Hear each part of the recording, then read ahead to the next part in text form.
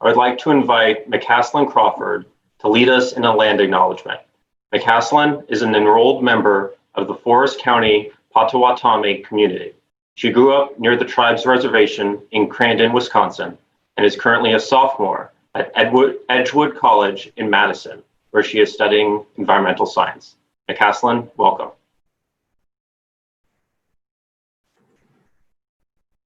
Uju Jayek, Napiji Wedge BIN, Indigenous Gishkokwe, Kano and Dodam, Crandon, Indujbia. Hello, greetings. My name is Gishkokwe, translated as Blue Sky Woman. I'm from the Eagle Clan and I'm from Crandon, Wisconsin.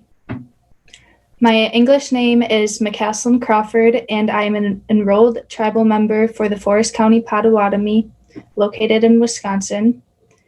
On behalf of my tribe, I'd like to virtually welcome all of you to the Milwaukee for the 2020 Democratic National Convention. Thank you for inviting me to give some brief remarks today. It's great to see so many young people excited and energized to help our next generation. It's unfortunate that we all can't be here together to share ideas and experience the diversity and beauty that makes up Milwaukee. It is a great place that is very special to the Potawatomi. You see, Milwaukee was my tribe's home, and our history is deeply rooted in this city. For generations, the Potawatomi people hunted and fished this area and raised their children. In fact, Potawatomi villages were once filled on the shores of Lake Michigan. From the tip of Door County to the north through Chicago to the south was where my Native American ancestors lived. And those historic roots can still be seen today. City names like Wauwatosa, Muskego, and Waukesha are all derived from the Potawatomi language. But the story is not unique to Potawatomi.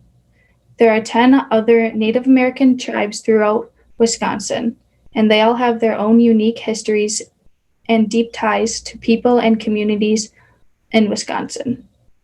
I hope all of you enjoy your virtual time in Milwaukee. Hopefully you can all visit soon to experience Milwaukee and Wisconsin firsthand. Thank you, Miigwech and Bamamina. Thank you so much. Now, in recognition of Black Lives Matter, we wanted to take a moment to recognize what's going on in our country right now. I would like to invite Joshua Harris Till, the president of the Young Democrats of America, to say a few words. In the summer of 1955, a young man traveled from Chicago to a small town in Mississippi for some much needed time with his family. On August 24th, while skipping church, he went to a local store to buy some candy. It was there he was supposedly accused of either whistling or flirting with a woman named Carolyn Bryant. Some of you may have heard this story, but for those of you who hasn't, what comes next is two adult males kidnapping this 14-year-old child from his home in the middle of the night to torture him, beat him, shoot him, and then throw him into a river. That child's name was Emmett Till, and unfortunately, he was a cousin that I never had the opportunity to meet. He would be 79 years old today. I bring him up because he was compared a lot to Tamir Rice, who was simply playing in the park when officers drove up and took his life away within seconds of leaving his vehicle. George Floyd pleaded with officers for 8 minutes while a knee was on the back of his neck. Rayshard Brooks simply slept for a few hours before his life was taken by police officers. Elijah McClain struggled for days while poison he was injected with slowly killed him. Breonna Taylor has been dead for 5 months and not a single arrest has been made. The criminal justice system is broken. White supremacy runs rampant within some of our police academies and stations.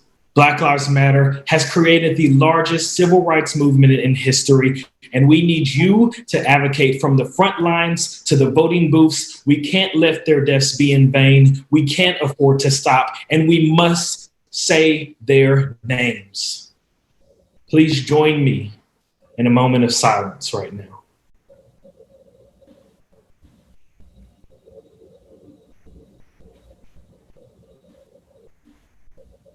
Thank you.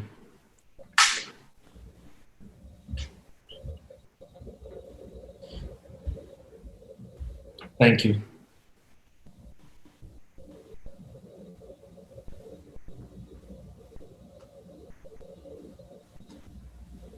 Thank you, Joshua. I call this meeting of the DNC Youth Council back in order. My name is Michael Kapp. My pronouns are he, him, his.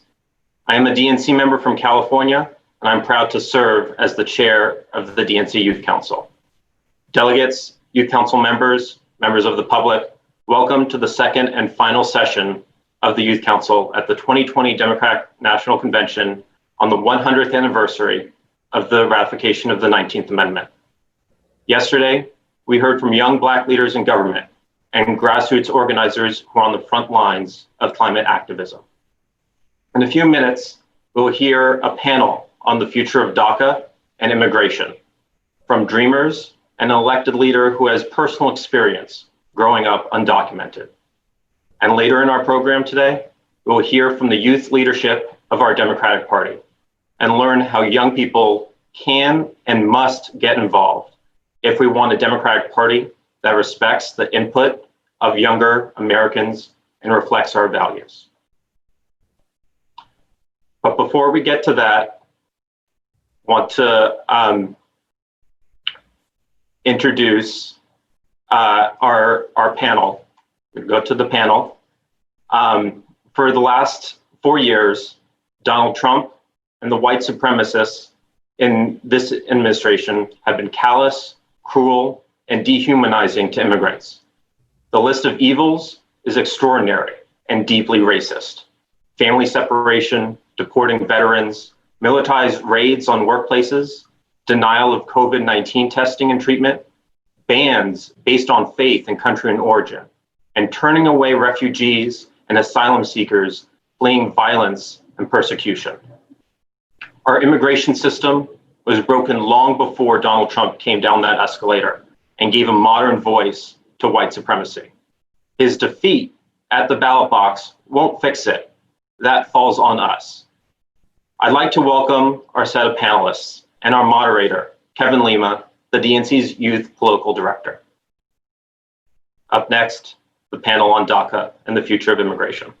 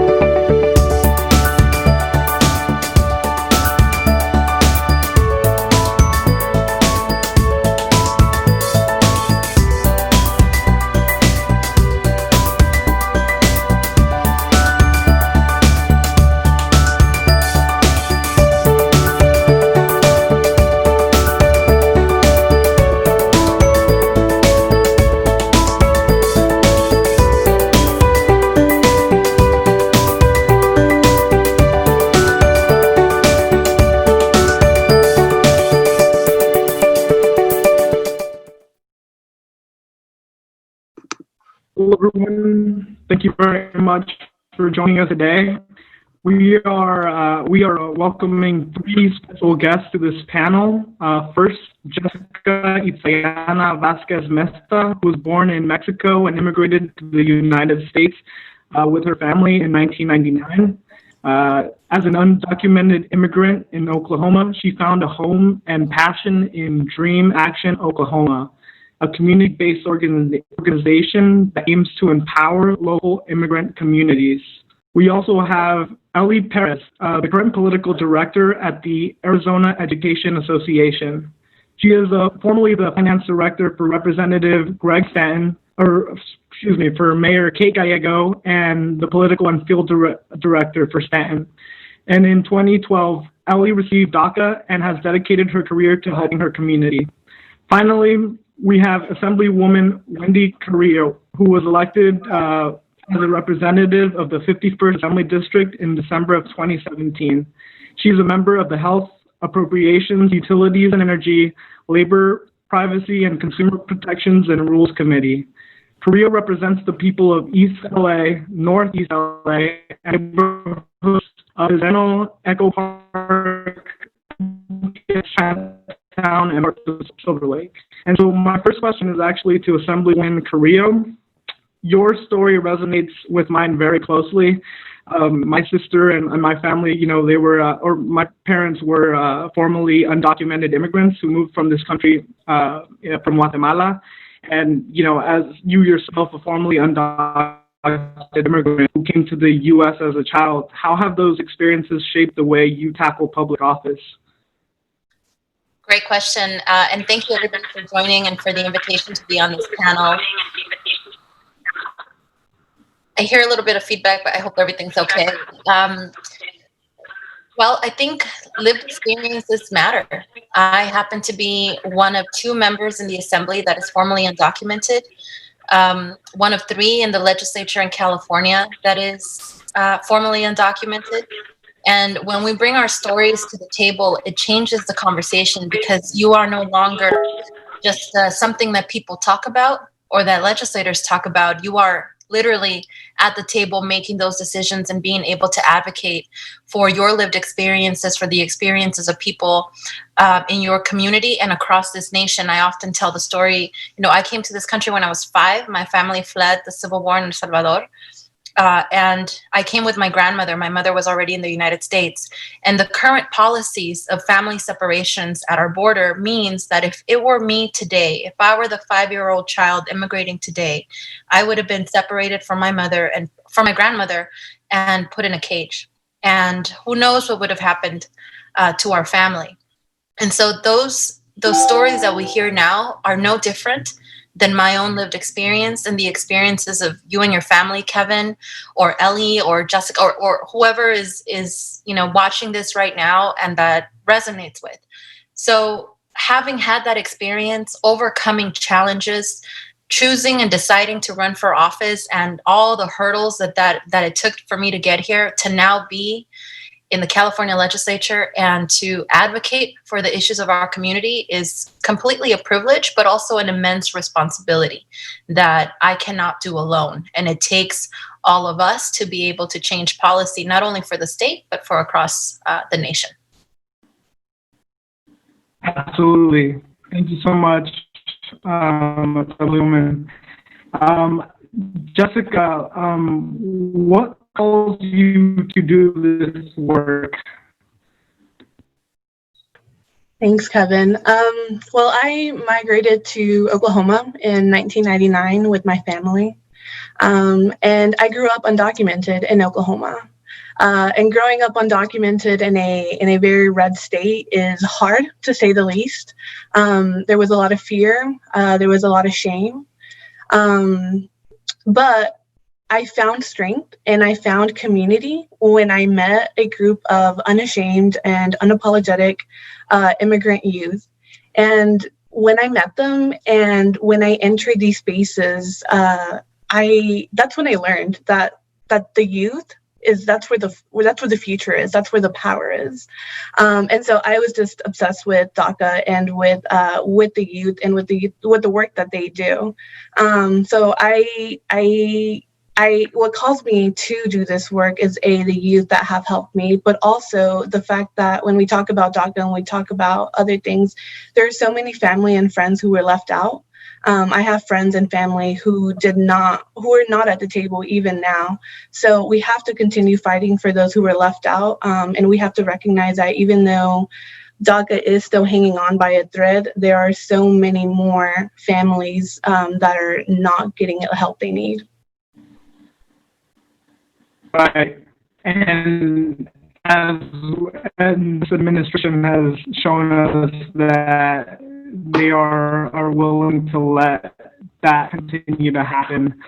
And Ellie, Perez, you've been organizing with the immigration rights movement for a while. What has that experience been like for you as you've worked with, BIPOC and it's proportionately impacted in Arizona? Thank you, Kevin. Thank you, Assemblywoman Carrillo, for being here. And thank you, Jessica, for sharing your stories. In the background, I'm like, yes, like everything that you're saying is something that as a woman of color and as an undocumented woman, I think we feel, and no one understands that better than someone who's lived in our shoes. But Kevin, for me, the story was a little different, right? The immigration groups here were organizing and they were marching and they were taking to the streets. And although to me that is a very important aspect of moving the needle and moving the movement forward, I felt that I needed to do more. And I still marched and I still took to the streets. And then I went and I knocked on doors. I helped register people to vote. And then we realized that the marching and the door knocking wasn't going to be enough until we got people elected into office that were going to pass policies to protect people like me, and more importantly, people like my mother, who brought me here when I was 4 years old, right? With the idea that I was going to have the opportunity to have a better life. And the way that I, pay tribute to that and pay tribute to her sacrifice and thank her for her sacrifice is helping elect people who are going to protect people who look like me and people who live like me. And so in Arizona, just like in Oklahoma, living in a red state is hard when you're undocumented. But growing up, it didn't mean, being undocumented didn't mean much until the raids, until the Arpaio raids, until ICE, and until 1070. And in 2010, when Arizona passed SB 1070, I can pinpoint the exact moment that my life changed, and I realized nobody is going to protect my mom, nobody's going to protect my family, and nobody's going to protect me if I don't do it myself.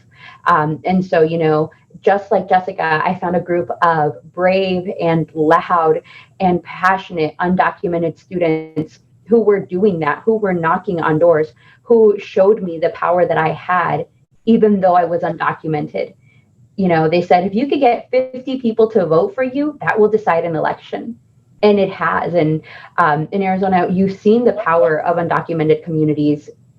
It's reflective of our legislature, of our city councils, and it's reflective of who we put in Congress right now. Right. I completely agree. And this is, a movement that was led by young people. And to be surrounded by three powerful Latina women on this panel, we need more of Latina women in Congress. And so this is a question to you, Assemblywoman Carrillo. With DACA providing peace of mind to hundreds of thousands of people in the U.S., how do we build democracy, confidence in the American justice system and protect them from further threat of deportation when they're under constant attacks from this current administration?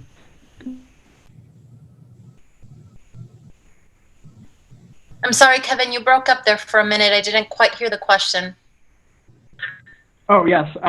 So we're providing peace of mind to hundreds of thousands of people in the U.S. Like, how do we rebuild that?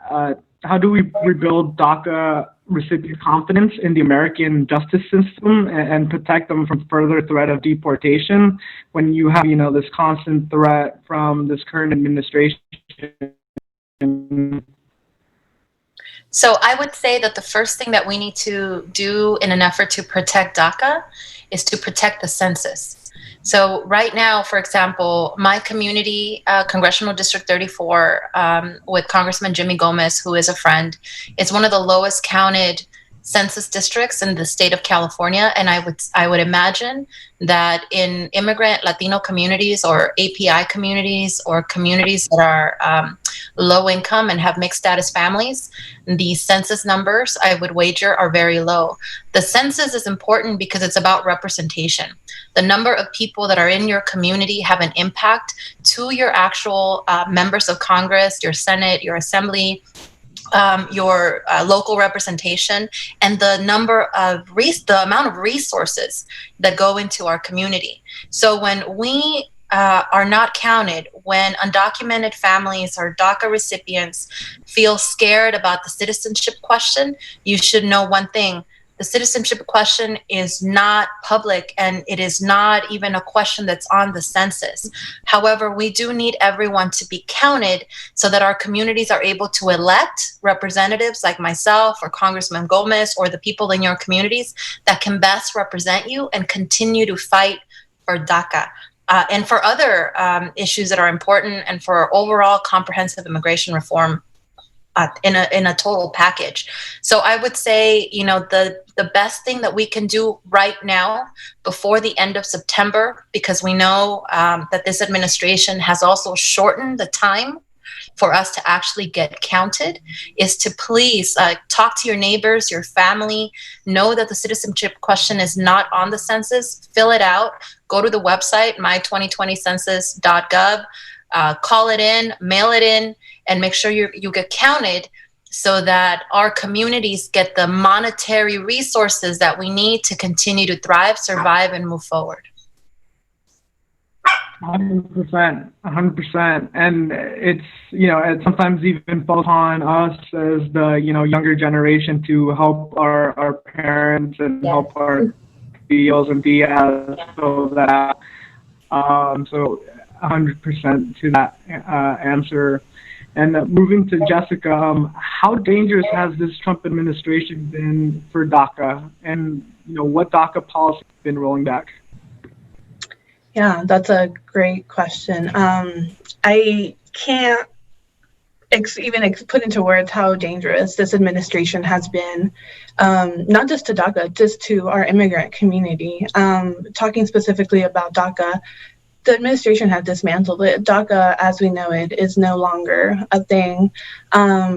Right now, they're still doing the 1-year renewals, but just the fact that it has been dismantled as much as it has goes to show you where this administration's priorities are.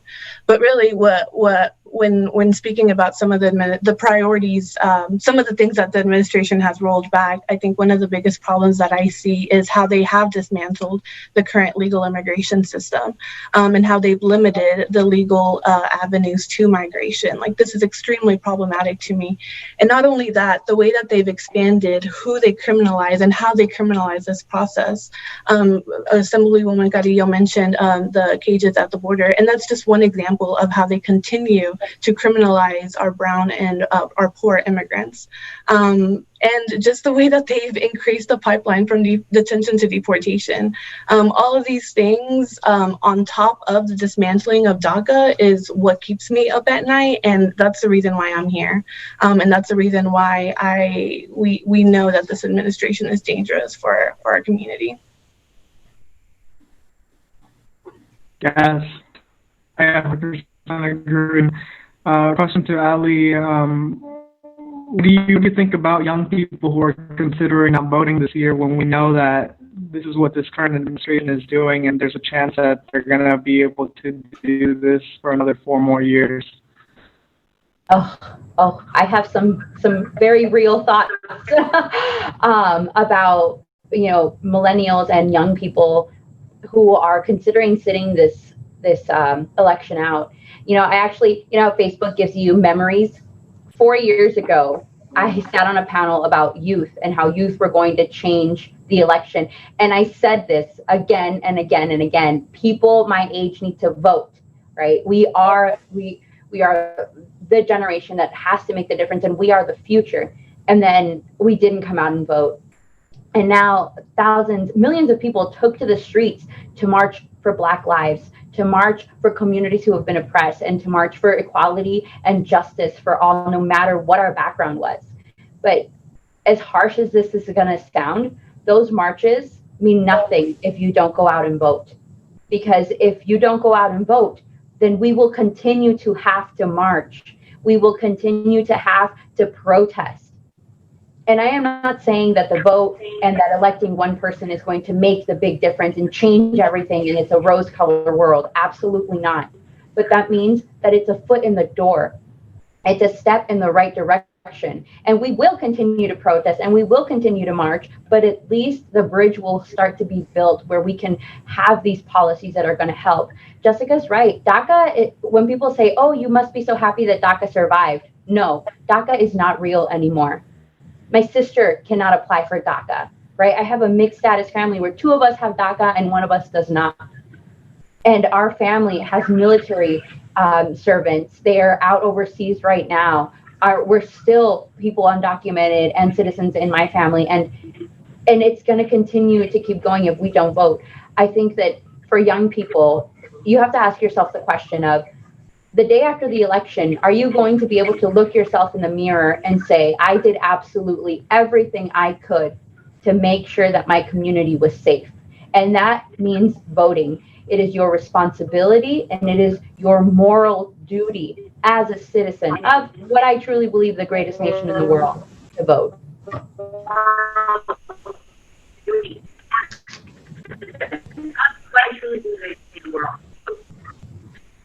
And I guess just one more question to Assemblywoman Carrillo. What do you think? What do you think about young people who are not considering not voting this year? I would say that every time that you don't exercise your opportunity to vote and let your voice heard, you are allowing someone else to make that decision for you. And I don't know about you, but I don't like anyone making decisions for me. Why would you let anybody else make a decision for you? Put it in context. Everybody loves Hamilton. Hamilton was somewhere between the ages of 19 and 24 when all those things in the musical were taking place. Thomas Jefferson was only 33 years old when he literally pretty much wrote the Declaration of Independence and the Constitution. He was in the room where it happened.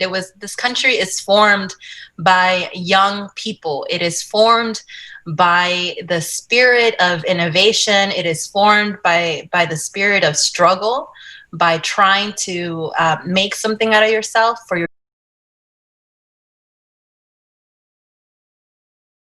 And as a young person in this world, in this country, you have to be able to look yourself in the face and know that you made those decisions on your own. And you are also making them for me because I can't vote. So when you go to the ballot box and when you think that you're not going to vote, remember that there's 800,000 young Americans whose life literally hangs on the balance if you don't vote. And our families will be devastated with 4 more years of this monster in the White House. Right. Thank you very much, Ellie, and thank you very much, Assemblywoman Carrillo, and finally to Jessica. Any final remarks as well? I'll just be brief and pick up where Ellie dropped off. Is if you don't think it can get worse, you have not been paying attention. Our communities really cannot survive another 4 years of this administration. I know my family can't, and they shouldn't have to. They shouldn't have to endure the trauma that this administration has put us through. And we can't go back to normal. We have to push to something new. And voting and this election is part of that.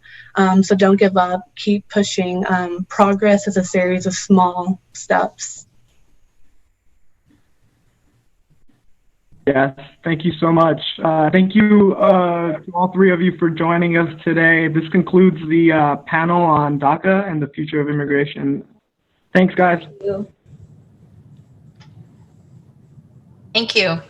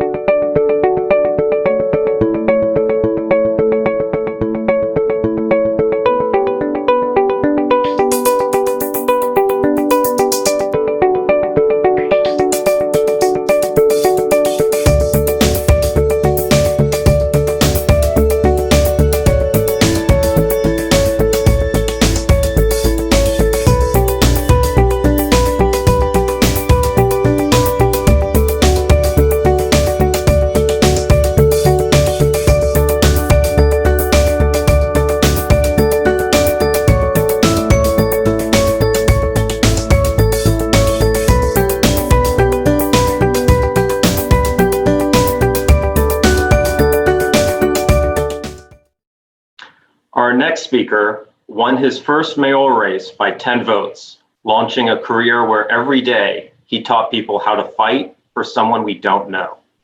He knows that if we're going to defeat Trump and authoritarianism, we need the largest Democratic Party coalition we have ever seen.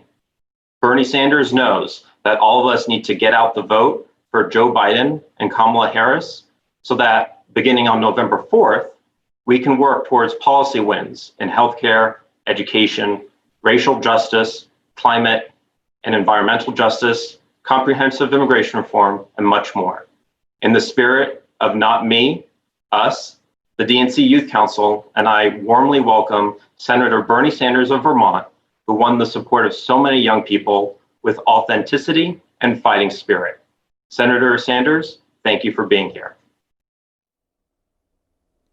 Hello, and thank you very much for giving me this opportunity to say a few words to you.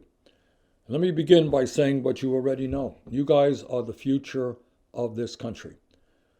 Today, you are dealing with the brunt of terrible, terrible policies, which in many respects have led your generation to have a lower standard of living than your parents.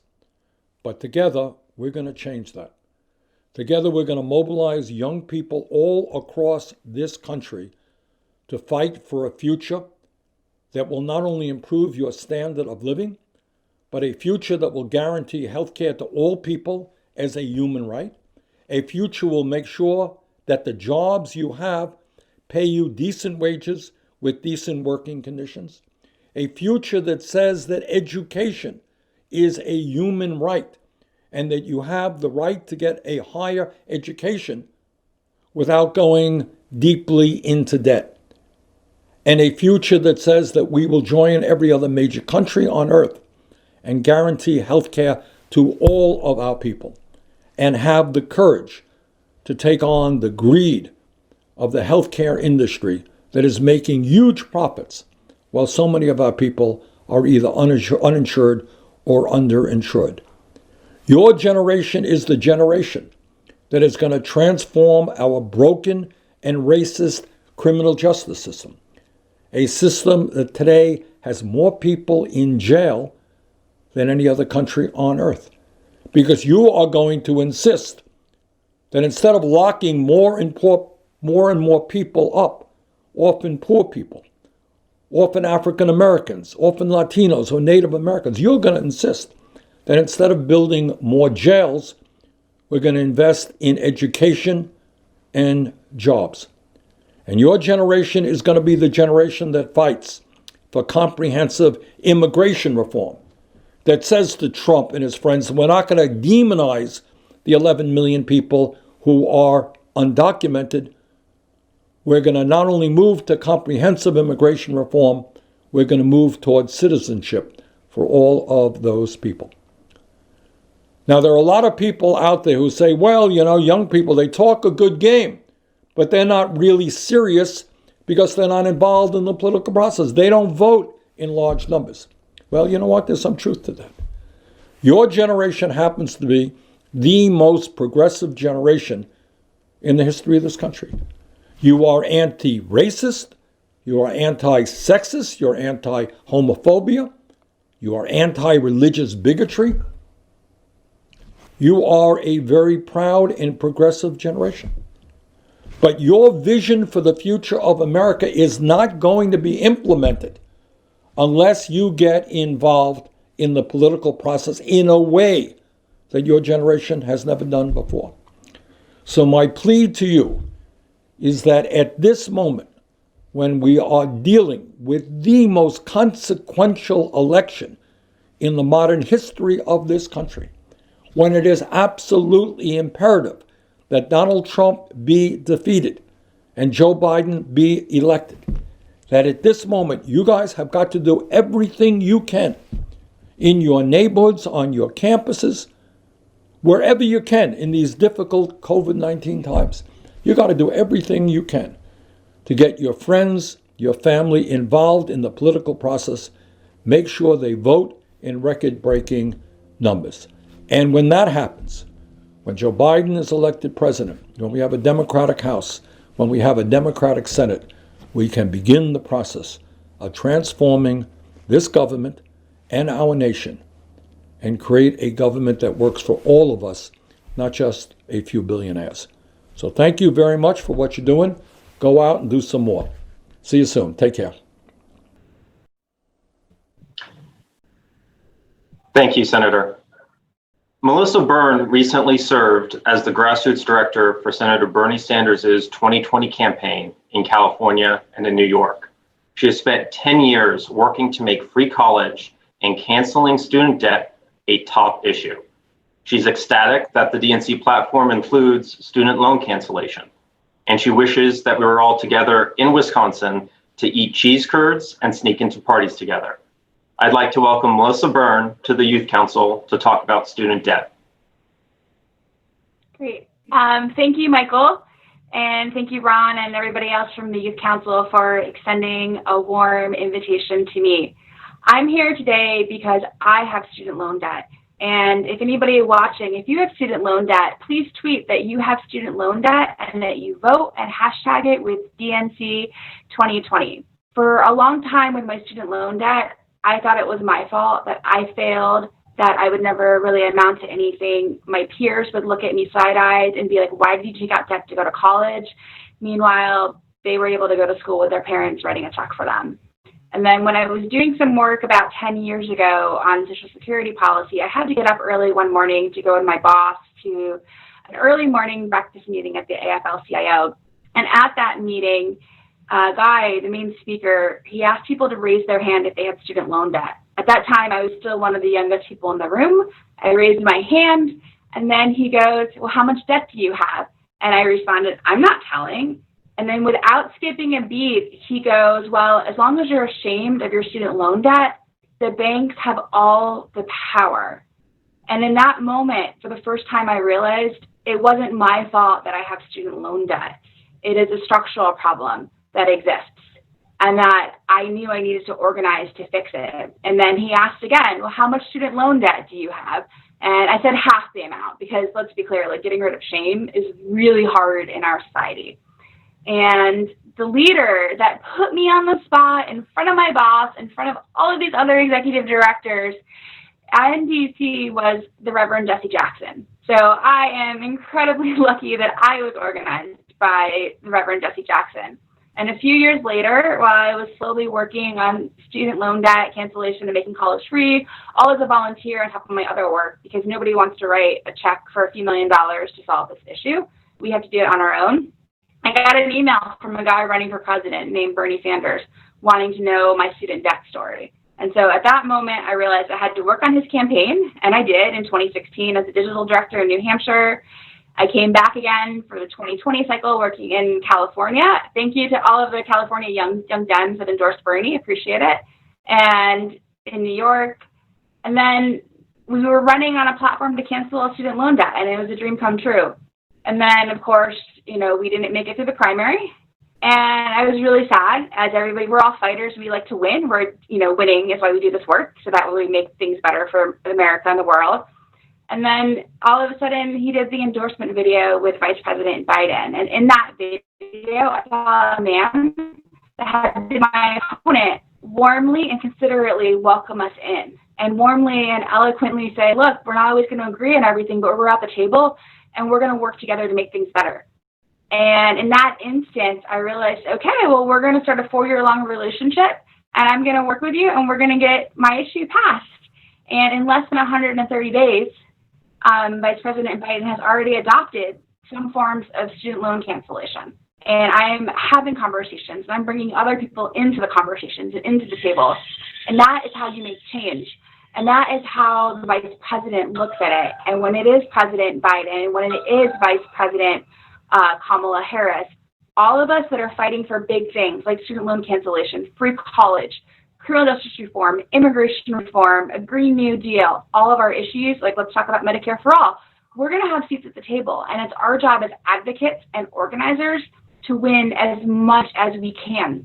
But we can only do that if he wins the presidency. I'm really tired of playing defense. I'm really good at it. I love cool, creative, direct actions. But I want to be on offense for the next 4 years. and 8 years and longer. And so here's what I need you to do right now, especially if you're somebody that has student loan debt. There are 45 million of us with student loan debt with over $1.6 trillion of debt. I need you to go on Twitter and say that you have student loans and you vote. So that way when we win, we know that we have power. And more importantly, I know a lot of you have friends that maybe they're on the fence. Maybe they are frustrated. I need you to right now pull out your phone, text somebody that you know. Tell them that you're here and you want things to be better, and that the only way things can be better if we are on the playing field of offense as opposed to defense. And then I want you to listen to their concerns. Yes, we're all frustrated and think that, well, obviously everybody has to vote Democratic, but that's not how a lot of people think. And it's our job, our mandate, because we're the ones that step up into the arena to make that space and hold that space for conversation. So text one of your friends right now, start that conversation, and then tomorrow text somebody else. You can do one voter a day between now and election day. That would be 70 people that you have conversations with. And since we're hopefully going to be voting early, you should make sure that you vote as soon as your ballot arrives, as soon as early vote opens in your state. So then your ballot is in and counted. So then you can maybe double it and do 2 people a day and get like 140 of your people in your network out to vote. So I just really want to thank everybody for having me here and to be able to show that, look, we don't have to have 100% alignment on all the details right now. But the alignment that we need is that we are entering a 4-year relationship to all work together to move us on these issues. So that way, when 4 years from now, when we're together, we can have a huge party to celebrate student loan debt being canceled. We can have a huge party to celebrate so many more people having health care. We can have a huge party to celebrate climate justice and racial justice, all the wins that we're going to get. And then we can recommit to fight on everything else. Because as the sign behind me says, with Solidarity Forever, I'm not just going to work on student loan debt cancellation. I'm going to be here for everybody else's fights too. Because as a wise man said, that it's all about getting up every day and fighting for somebody that you don't know. So let's make sure we fight really, really hard for all the people that need us to win on policy for the next 4 years and do everything we can to elect Vice President Joe Biden and Senator Kamala Harris. So that way we can get to work on November 4th for all the things that we care about. Thank you, Michael, and everybody at the Youth Council and the DNC. Thanks so much, Melissa. Entrepreneur, author, philanthropist, and former 2020 presidential candidate, Andrew Yang burst on the national scene as one of the country's leading advocates for universal basic income. Along the way, Yang inspired new activists, the Yang Gang, to organize and participate in the national dialogue. I'm very pleased to welcome Andrew Yang to the Youth Council. Thank you, Michael. Thank you, Youth Council. Hello, everyone. And Melissa, congratulations on your incredible activism and leadership. Student loan debt is a crushing burden on not just young people, though mainly young people, but on Americans of every generation. You said 1.6 trillion. I owed over 100,000 in school loans myself throughout my 20s and 30s. So I remember very well what it was like. And you're right that we don't talk about it because you end up with this giant debt load and you think, okay, that's what everyone is doing. But then the debt becomes very real as soon as you have to start writing those checks. And we need to do something about it. And when I went around the country running for president, and I see my friend Beto O'Rourke waiting in the wings, so I feel like I'm running for president again because me and Beto were on the hustings a lot together. I would say, look, it's not young people's fault that college got 2.5 times more expensive. You know, like they had nothing to do with it. They just showed up and they thought, okay, this is how much it costs. And then families felt like they didn't have a choice but to pay. And the government said, don't worry about it. We have loans for you. And then everyone took out loans. And then the loans become real a few months after you graduate. And this is one of the main things that we've done to young people is we made education much more expensive. But we've done a lot of other very unpleasant things too. We left you a house of cards of an economy, a government that's not working, climate change, you name it. And we keep pretending that things were like they were in the 70s and 80s. And also, if you're struggling, it's your fault. And I'm here to say it's total nonsense. You had nothing to do with the fact that we have left you a mess, but we need your help to clean it up. And that's not fair, but that is the way it is. We have left you a mess and we need your help to clean it up. And so young people, we need you to get activated for Joe and Kamala. And I know for many young people, Joe might not have been your first choice, and that's cool. But we're at a point now where it's Donald Trump for 4 more years, or we get energized and make sure that Joe and Kamala win. And to me, that is a very clear choice, because what Melissa said is right. After Joe and Kamala are in, then we can push for the changes that you want to see, that we want to see around student loan debt, around climate change, around responsible gun regulations and breaking the back of the gun lobby that's holding our legislature hostage somehow. These things will become possible. Universal basic income, which we all know I championed, and now 55% of Americans are for it. Who would have seen that coming? That's like a relatively recent development. That poll just came out last week. So big things are on the table, but they will not stay on the table unless we help Joe and Kamala win. So to what Melissa said, go to joebiden.com, volunteer, make positive things happen for the campaign. Let them know you're excited. Because we need you. We need your help. We need your leadership. We need you to help clean up the mess that we have left you. And one thing I championed on the trail that I'm going to close with, because I think it just speaks to where I am on this stuff. I think we should lower the voting age to 16. And I made that argument on the trail. I said, look, 16-year-olds can work, they can pay taxes, they can drive a car. Shouldn't they control where their taxes go? And by the way, they're going to be here for a longer period of time. And it would activate high schools around the country to become hotbeds of politics instead of just thinking it's an abstraction. Because imagine juniors and seniors saying who you're going to vote for. I mean, that's transformative. And when I said this on the trail, some people came back to me and said, hey, Andrew, I like you, but that's not right, because 16-year-olds aren't informed and don't understand what's happening. And I said, nonsense. You talk to 16-year-olds, they know a lot of what's going on. And by the way, we're not giving anyone a pop quiz when they show up to vote. There are a lot of people voting who are not that with it. So we need to put the future in your hands, because the future will be yours. I'm a parent. I've got kids. Beto's a parent. Beto's got kids. We're trying to make it so that we can pass a country along to you that we can still be proud of, but we need your help to do so. So let's go, Joe. Let's go, Kamala. And let's go, young people. Please. We need your help, and we need you to lead the way. Beto, I see you every day, my friend. I'm going to get out of the way and let you inspire the folks, which is what you do best. And thank you so much. Thank you so much. I'm very excited to introduce this next speaker, whose appearance is a big surprise. Beto O'Rourke is a former Congress member who delivered the best statewide margin for Texas Democrats in a generation. In his historic Senate race, he shattered all expectations and earned more votes than any Democrat in Texas history. By talking to voters in all 254 counties, Beto O'Rourke proved that Texas isn't a red state, it's a non-voting state. And in 2020, Texas is the biggest battleground state. I would like to introduce former presidential candidate Beto O'Rourke. Thank you, Michael. And Andrew, it was so good to see you and to listen to you. And Andrew's right, we've seen a lot of each other through Zoom screens, helping other candidates and then getting behind Joe Biden and Kamala Harris. And then also loved listening to Melissa. Talk about her experience, her leadership, especially on one of those issues that's affecting so many of our fellow Americans right now, the student loan debt crisis. So thank you, Melissa, for what you're doing. Another thing that I'm excited to hear from Andrew is the acknowledgement that there's not a turn for young people to wait. There's not a line for young people to get in. In fact, so much of what is so positive about this country right now is owing to the leadership of young people. After George Floyd was publicly murdered, after Ahmaud Arbery was publicly murdered, after the public learned about the murder of Breonna Taylor, by and large, it was young people, not in dozens of American cities, not in hundreds of American cities, but in thousands of American cities who are demanding reform and justice.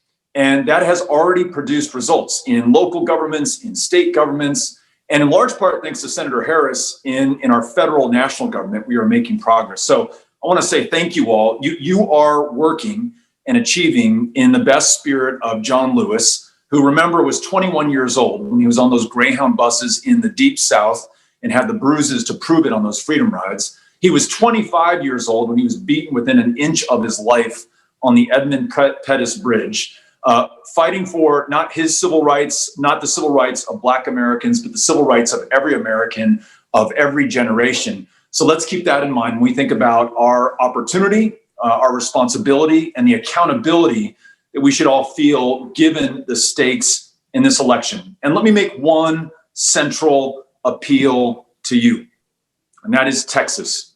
We have 38 electoral college votes here. Michael mentioned all of the progress that we made in 2018. We got within 2.5 points in a midterm year of a sitting U.S. senator in a state that had last elected a Democrat to the Senate in 1988. Now in the year 2020, after the historic shit show of the Trump administration and the absolute failure in leadership in meeting this pandemic and the resulting economic downturn, the kids in cages, the open racism and bigotry and hatred, this country, and especially this state, is ready for something better. So if you want to join us in reaching out to the Texas voters who will decide the most important election of our lifetimes, you can join us at an organization called Powered by People, and we will put you to work. Last night, we made over 150,000 phone calls to registered likely Democratic voters in Texas to make sure that they turn out in early voting and on election day. We have millions more calls to make, and we would love to have you on the phone. And I'll leave you with this. Just imagine if on November 3rd, or whenever the hell is, we count the returns from this election, Texas comes in for the Democratic nominee for president for the first time since 1976. Not only will that spell an end to Donald Trump and Trumpism in America, but the impact on the electoral landscape will be seismic. It will reorder what is possible in America for the better of everyone in America, and we would love to have your help in doing that. So, Michael and team, thank you for everything that you all are doing. We look forward to seeing you on the phones in Texas and celebrating an historic victory on the night of November 3rd. Thank you all. Thanks so much, Congressman, and thank you for being the only person to get the memo on the stone background. So good job. In the year 2000, a gay teenager in rural Wisconsin wanted to run to be a delegate to the National Convention and vote to nominate Al Gore for president. He filed to run, only to be told that he wasn't eligible. He was 17 and he needed to be 18 in order to run to be a delegate. Disappointed, but not discouraged, he sat down, read the rules and the bylaws of the Wisconsin Democratic Party, and realized that to run for the Democratic National Committee, there was no age requirement. He worked hard, biked around Wisconsin, and ended up winning. While the 17-year-old couldn't go to the National Convention as a delegate, he went as a DNC member, the youngest person ever to be elected to the DNC. Jason Ray founded this DNC Youth Council, providing a collective voice and a shared space for younger activists within the National Democratic Party. And 4 years ago, he was elected as DNC secretary, the only young Democrat as National Party officer. Later tonight, this Milwaukee resident will voice the official roll call of the states that will determine our nominee. Please help me welcome the Chair Emeritus of the DNC Youth Council, the Secretary of the DNC and the National Convention, Jason Ray. Well, thank you so much, Michael. It is great to be with you this afternoon or morning, depending on where you are. I'm coming to you live from Milwaukee, where I'm proud to be a Milwaukee County resident. I wish I could be welcoming you all here in person to the city that I love, but I've been so grateful to see such engagement online from people participating in this convention, and hope that at some point I'll get to welcome you all to Milwaukee. As Michael said, my name is Jason Ray. Pronouns are he, him, his, and I'm honored to serve as the secretary for both the Democratic National Committee and the Democratic National Convention. You know, as Michael shared with my story, I have to make one correction. It was just 2004, not 2000. Close enough, but it was. I was told I was too young. I was told I had to wait my turn. I was told that others were in line before me. And I don't believe we as young people need to wait our turn. We don't need to wait for someone to tap you on your shoulder and tell you that you're next. We don't need to wait until everyone else before you has had an opportunity. It's incumbent upon us when we see opportunities that we have a passion for, that we know we can make a difference in, to step up, to put yourself out there, to run. When I ran for DNC member from Wisconsin back in 2004, I was 17. I didn't think I had a shot at winning. I was up against two longtime standing political leaders in Wisconsin for the two spots. They were both endorsed by our sitting governor, but I went to our state convention. I shook every hand that walked in the door. I painted signs that said "A ray of hope for the future" using my last name, and worked as hard as I could to win. I ended up coming first in that race, becoming the youngest person ever elected to serve on the DNC when I was just 17. And that goes to show us that when we work hard, we can win. We don't need to wait. And this election season is so vital. It is going to be incumbent upon all of us as young people to step up and make sure that we are doing everything that we can to make sure that Joe Biden and Kamala Harris are elected as our next president and vice president. But when that stops, it's not done for us. We as young people need to continue to advocate to make sure that we are involved in party decisions at each and every level. It's one of the reasons that I helped found the DNC Youth Council. We need to make sure that along the way, we are building a pipeline so that young leaders like ourselves have an opportunity to serve, so that we are at the table when decisions are being made. As my U.S. Senator Tammy Baldwin likes to say, if you're not at the table, you're on the menu. We as young people have a pivotal role to play in our party, and I'm just excited to be here with all of you today. While I wish we could be together in person to celebrate this historic convention, I'm glad we can join each other this way. I'm really excited tonight to be able to join you from the stage not too far from here for a reimagined roll call. Well, we're going to travel across all 57 states and territories to nominate Joe Biden as our next president.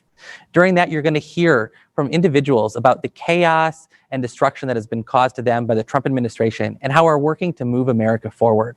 You're going to hear from teachers, parents, students, delegates, and other party leaders who are going to share their vision as we officially make Joe Biden our next party nominee. But we can't make Joe Biden our president without each and every one of you doing your part. So I implore you to get active, get involved. It is incumbent upon our generation. It's incumbent upon us as young people to work as hard as we can between now and the end of November to ensure that Joe Biden becomes our next president and Kamala Harris becomes our next vice president. Together, we can make sure that we flip the U.S. Senate and we can take and maintain the majority in the U.S. House with Nancy Pelosi as our speaker.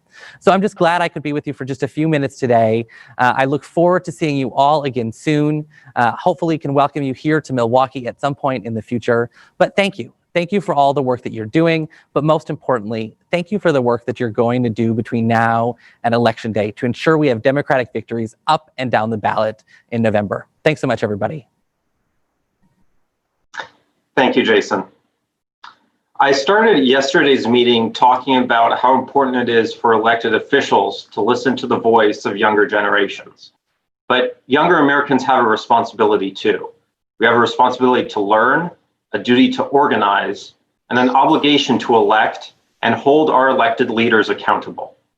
There is space to do all of this within our Democratic Party.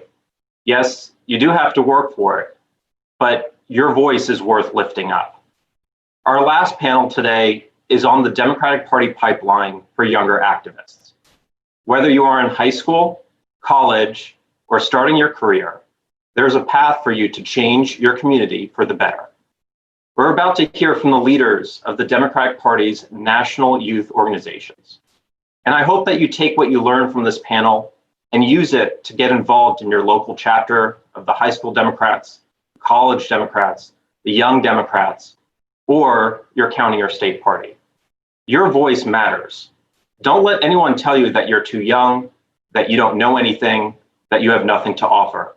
We have all been there. We have all heard it. I've heard it, and the naysayers have always been wrong. So let's prove them wrong. To moderate this panel, I'm excited to welcome my DNC sister, the vice chair of the DNC Youth Council, Kapp Hoang.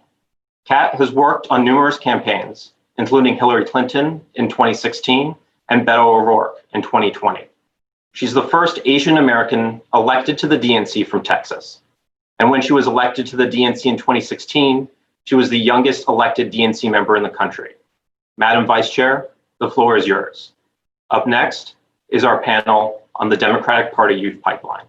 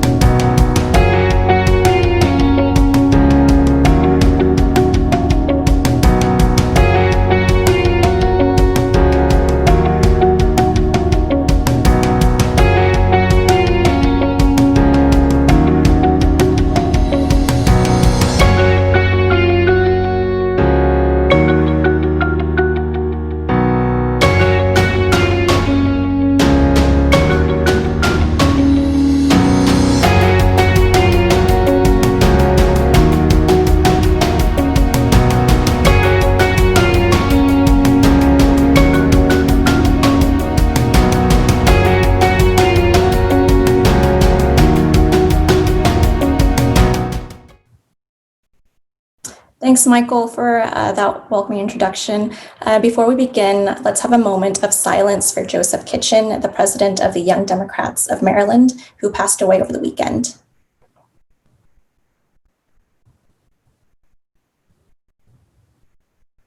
Thank you. I am very honored to be here today with our panel participants. We have Joshua Harris Till, the president of Young Democrats of America, Matthew Nowling, the interim president of College Democrats of America, and Charlotte Kerpen, the chair of High School Democrats of America. They represent not just the respective organizations, but young people across the country on the DNC. Our country is very diverse, but that diversity is often not reflected in our government and in our party. So with that, my first question goes to Matt. What encouraged you to get involved in politics? Thank you so much to the DNC Youth Council for having me. But to your question, what got me involved in politics? So growing up, my family, my brothers and I had healthcare through Medicaid. And grateful for that and allowed for me and my brothers to get treatments when we needed it. But it was also a point of concern because Republicans in Ohio frequently talked about getting rid of Medicaid and taking away our health care. But I guess what really sparked me to get involved and take action was the combination of the Ferguson protests that really made me think about my position as a Black man in America, and also the Pulse night shooting that really made me reflect upon my experience as a gay man. It really encouraged me to get involved and take charge and help elect people that will protect my health care, that will pass substantive criminal justice reform, and we'll do simple things like protecting marginalized communities like the LGBTQ plus community. So that encouraged me to get involved. I got involved in a few races for like the state house, and that really just got me really involved because I realized that if I don't get involved, I don't know who will. In order to protect me and my family and different marginalized communities, it's important that we all take action. So. Great. Thank you so much for sharing your story, Matt. And now I'm going to go to Charlotte. So how did you get involved as a high school student, and what advice do you have for young people who are hesitant to get involved with politics so early on? Yeah, thank you so much, Kat. I think like so many other young people, I really started to get involved with the 2016 elections. I thought that my future was on the line, so I felt like I needed to get involved. Also, the Parkland shooting was something that felt really close to home. I mean, I was a freshman in high school, and seeing that on the news and, seeing the crazy splurge of, social media posts really just inspired me and made me want to get more involved because I knew that at any moment that could be me or my friends. As for people who are kind of hesitant to get involved because of their age, I think that it is never too early to start. Politics is hard for even adults to understand. So I think that by starting when you're younger, it gives you a leg up when you're older. But also, if you aren't actively fighting for yourself, there's no guarantee that someone else will be. If you see something that needs changing, you should be the one to make the change. There's no age restriction on fighting for what you believe in. And I think that ultimately, there's no downside to being educated. I think that young people can do whatever they can to make sure that they know what's going on, know the ways that they can make change, and spread that around their communities. So I think that young people should start as soon as possible because there's really no downside. That's awesome. It's so great to hear about high school students getting involved. I myself started my internship on my first campaign when I was 17. I couldn't even vote yet. And so I remember that all I was able to do was register folks to vote. And so it's so great to hear about the high school Democrats and how they're also growing. And so to you, Josh. So how does one get involved with YDA, the Young Democrats of America? And what was your story in becoming the president of this organization for young professional Democrats?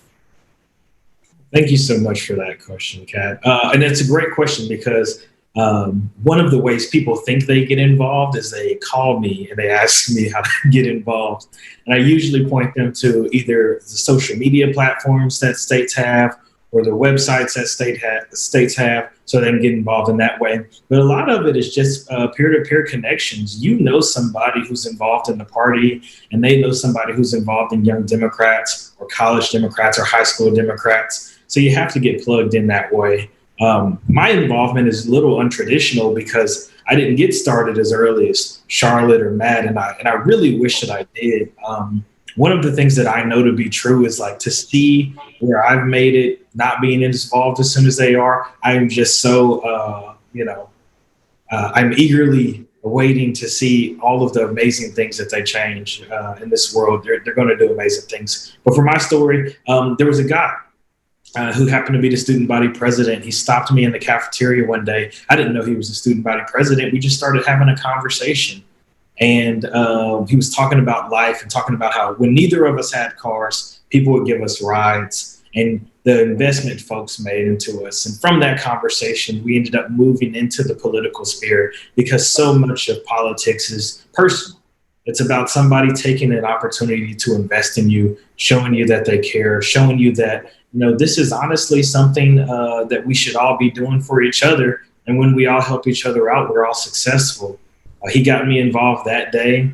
I ended up transferring to my university where I got involved in student government. And the only people who liked to argue as much as I did were the poli-sci kids. And so upon seeing that, I was like, these are my new friends. These are the folks that I want to hang out with. And I mean, I've been involved in politics ever since, from working on campaigns to running for office myself to, for some reason, being lucky enough to be the president of the largest national partisan youth organization in the country. And I want to give a shout out to all of my members because I tell them always, I can't do this if it wasn't for you all. So I'm thankful. Yeah, it is so important to not only be involved yourself, but to find the next person to kind of take your place and keep the pipeline.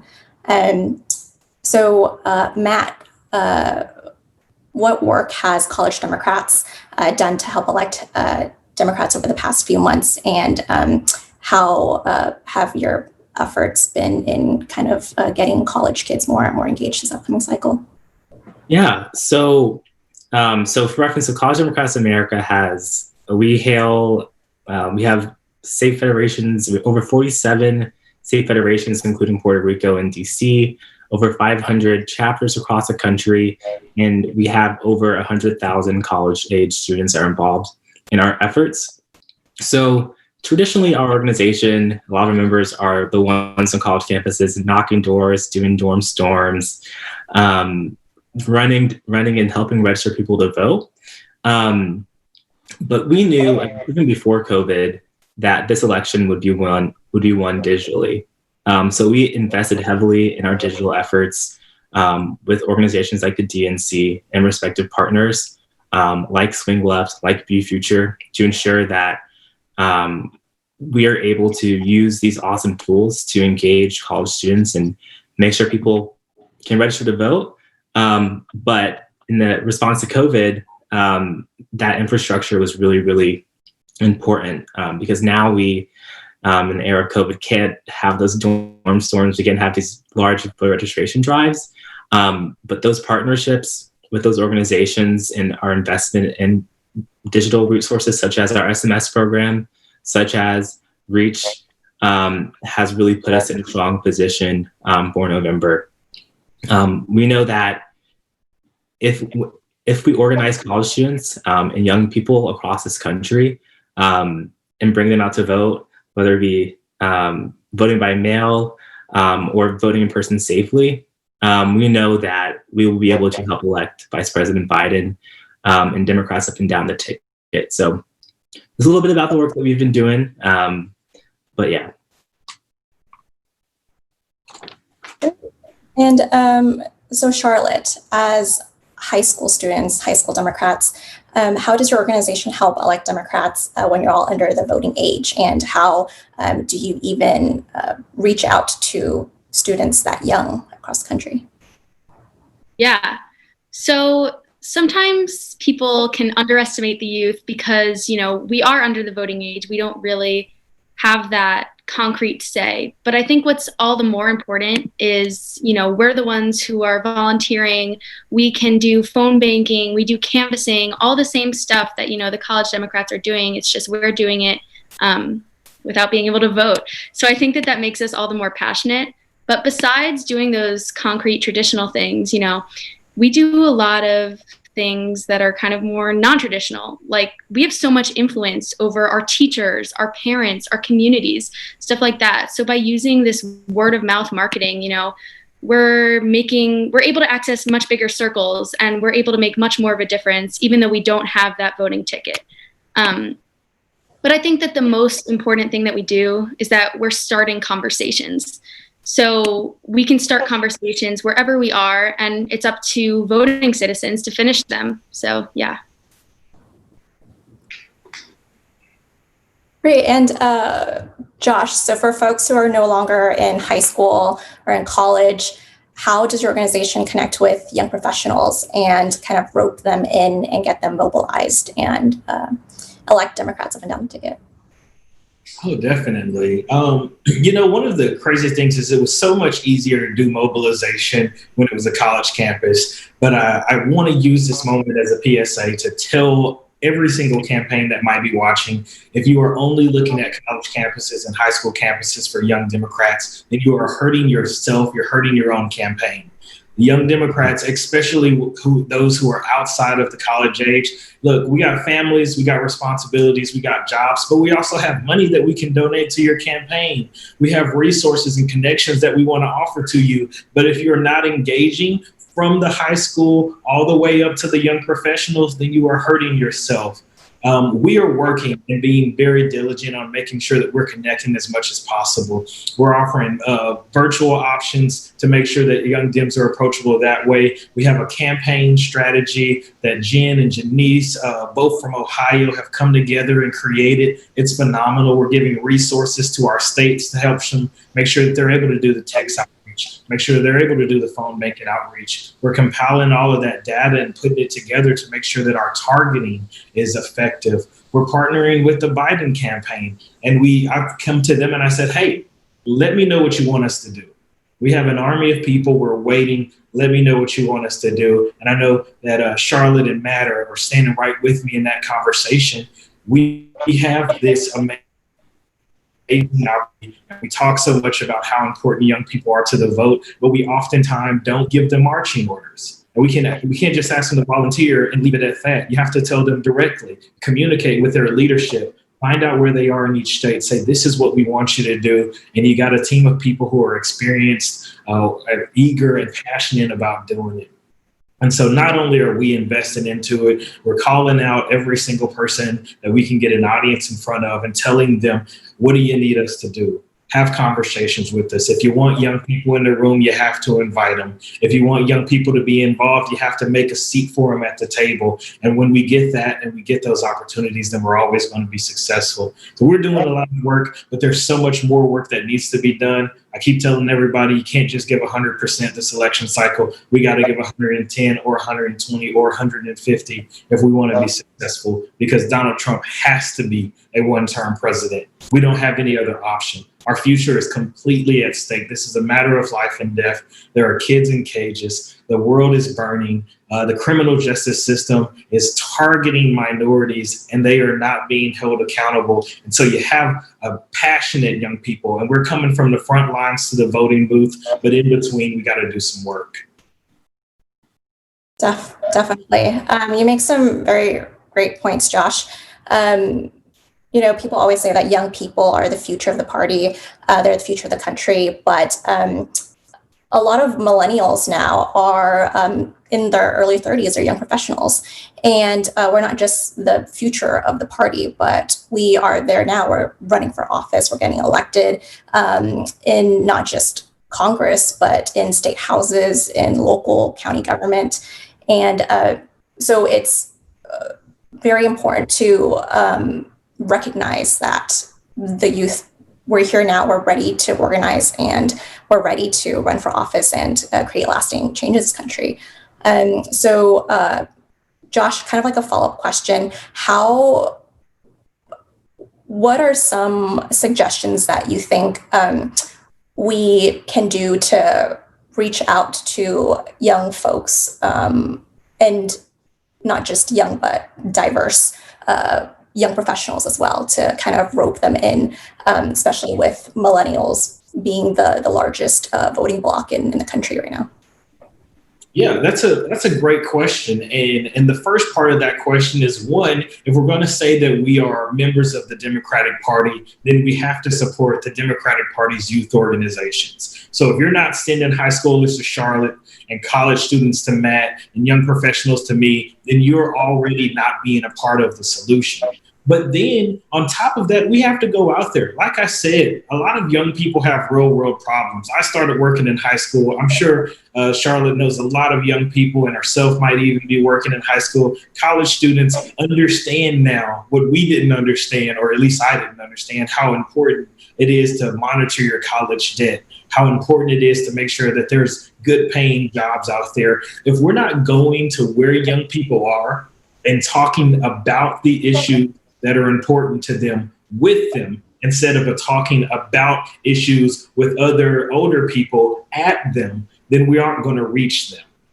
Are you in the coffee shops? Are you in the young professionals meetings? Are you doing job fairs? Are you offering paid internships instead of unpaid internships? Like, we have to start focusing on things in a real world perspective. Quit looking at the young people as kids. Even the ones who are in high school, these aren't kids. These people are maturing so much faster. The internet is teaching them 10 times faster than we were being taught 30, 40 years ago. And we're really preparing ourselves to understand not just what's happening to us, but what's affecting the world. And you see that no truer than what's going on in the environmental fight, with so many young people coming up, 13-year-olds. I'm 30. I was not caring about the environment at 13. I wouldn't have been on a DNC call like this at 18 or 17 or 20. You know, I wasn't making those investments, but they are. And so now it's our job to go to where they're at, have these conversations, invite them into the party, and then make sure the party speaks to them about their issues, not at them, to them, so that we can start to cultivate that change. You saw Byrne do a great job at it. You saw Andrew Yang do a great job at it. Beto, I know you know, Kat, did a great job at it. This is what happens when you engage with young people. You have record turnout. We had record turnout in 18. The only way we do it again is by making the investment. All really, really great points. Thank you so much, Josh.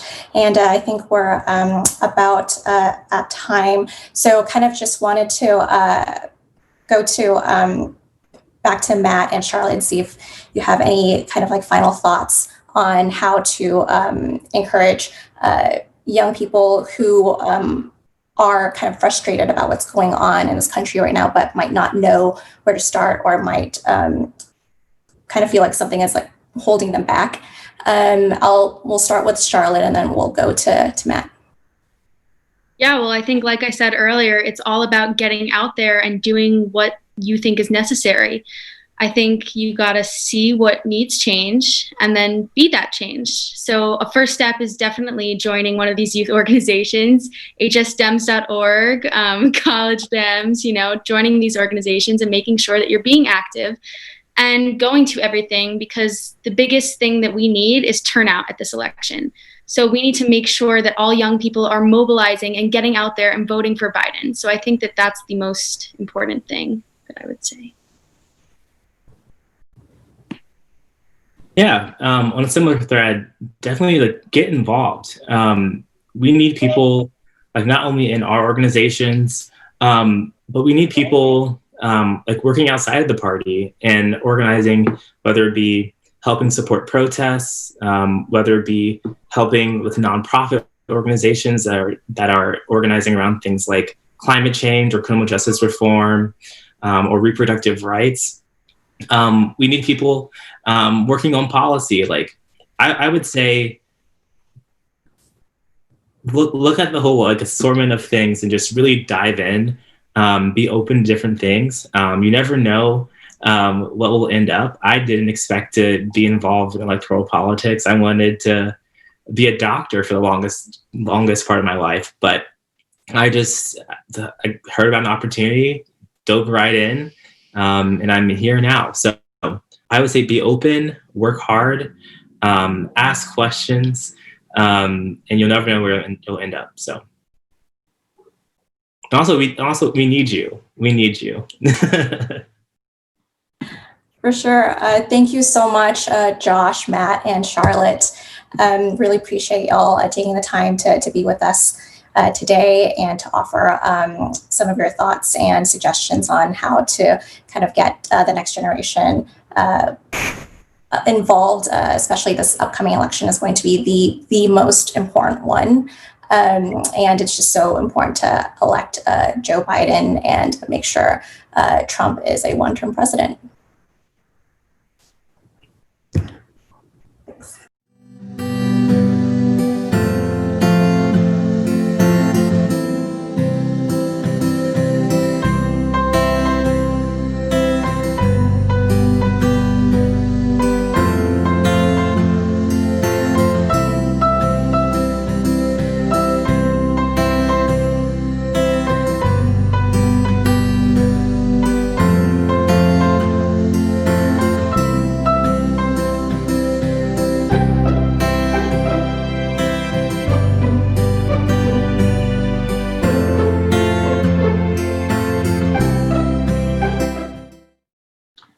I met this last speaker when he was thinking about running for chair of the DNC. I found him thoughtful, inquisitive, and one of the sharpest minds of any elected official, young or not, I've ever met. It was clear that he was really smart, and that was before I met his husband. A graduate of Harvard University and an Oxford Rhodes Scholar, a lieutenant in the U.S. Navy Reserve, a two-term mayor of South Bend, Indiana, and a Democratic candidate for president in 2020. I'm pleased to introduce Mayor Pete Buttigieg. Of course, under ideal circumstances, we would be coming together in person right now, but I'm so glad to see how you and others are finding new and innovative ways to support Democratic candidates and to do the crucial work of building and strengthening our Democratic Party going into November. Let me start with the good news. We know that youth activism and political engagement in 2020 is higher than it's been, higher than 2018 or 2016. We see it online, we see it in conversations with friends, with the candidates running for office, and most powerfully, we see it in the streets. Young people right now are ready to change the direction of this country for the better. And we know that 2020 brings new opportunities for young people to use the political power that is already there. Our nominee, Joe Biden, has talked all the time about his desire to use the presidency to build bridges to that next generation and usher in new groups of leaders. But we know that these crucial efforts to tell your friends and family to get registered and to vote, they only go so far unless we can ensure everybody is able to vote. Voter suppression is page 1 of the Republican playbook. And we know that Black and brown communities, and often younger voters, are at the top of the list of targets. We've even seen the President of the United States go on national television and openly confess. Yes, he didn't look ashamed, but the only word is confess, that he is against funding the U.S. Postal Service because he wants to make it harder for more Americans to be able to cast a ballot. They have tipped their hand. Now it's up to all of us to make sure they're not successful in an attempt to disenfranchise millions. This president knows that if everyone votes, this election won't even be close for him and for many of his enablers in Congress. The younger generations aren't Democrats just because of idealism. We're Democrats because of our reality. Think about everything that my millennial generation and the Gen Z behind us have lived through over these past few years. We've grown up with school shootings as the norm, lived through never-ending military conflict after 9/11, seen 2 recessions, including the Great Recession, and now what very much feels like an economic depression. We have seen the consequences of climate change in real and profound ways, and now a long overdue reckoning with racial injustice and police violence. not to mention 2 elections where the Electoral College overruled the American people, and now the politicization of the highest court in the land. It shouldn't take much convincing anyone who has lived through all of this that the decisions made by our leaders have very real impact in our daily lives. The stakes are personal for all of us. In the face of the pandemic, we are confronting some of our biggest, long-standing challenges.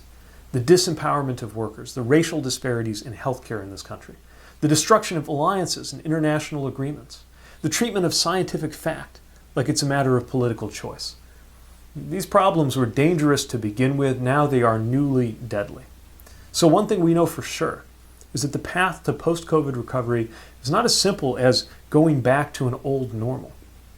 Our recovery will include decisions that shape America for the rest of our lives.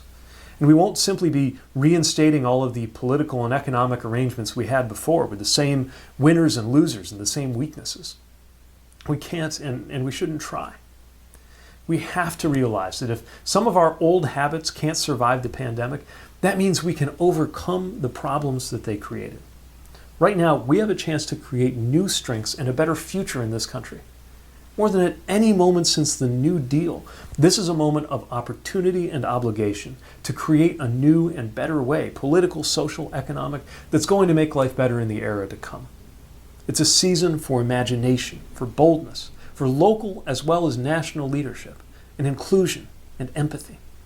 It's why these elections matter more than any in our lives. In spite of all these problems, there is so much to be hopeful about. There's an American majority right now ready to pass bold, progressive ideas, from raising the minimum wage to enacting universal background checks, from investing in clean energy to tackling systemic racism.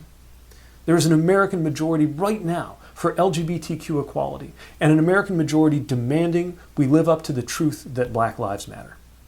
Even during these past few years, record numbers of women, young people, minorities, people of all backgrounds have run for office and won. We know what we're up against, but I also believe it's just as important to be ready to make the affirmative case for what our party is for and what our country will look like under a Biden and Harris administration. I can't wait for President Biden and Vice President Harris to usher in a new era of unity and belonging with competence, decency, and empathy restored to the Oval Office. So I want to thank you for everything that you're doing right now, everything you are about to do in the days ahead to make our party stronger and to spread our message and values in your in-person and online communities. Together, we are going to restore the soul of this nation and launch the era that must come next.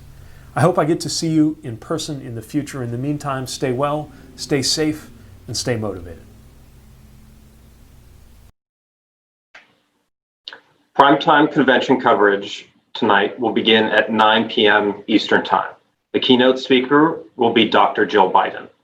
We'll also hear from former President Bill Clinton, former Secretary of Labor John Kerry, Minority Leader Chuck Schumer, and Congresswoman Alexandria Ocasio-Cortez. Thank you all for participating in these 2 meetings of the DNC Youth Council. Thank you to the very hardworking staff of the DNC and the convention, including Kevin, Maddie, Rena, Caroline, Abby, Beth, Kajal, Anthony, and many others for making this virtual event possible. Most importantly, thank you to my wife, Melanie, for her everlasting patience and understanding. I look forward to continuing this conversation with all of you over Twitter at Michael Kapp, and I cannot wait to vote as early as possible for the Biden-Harris ticket and other Democrats down my ballot. Don't forget to go to iwillvote.com to confirm you are registered to vote and make sure that you and your family are counted in the 2020 census. I am now adjourning this meeting of the DNC Youth Council in memory of the victims of COVID-19 and of police violence. Thank you.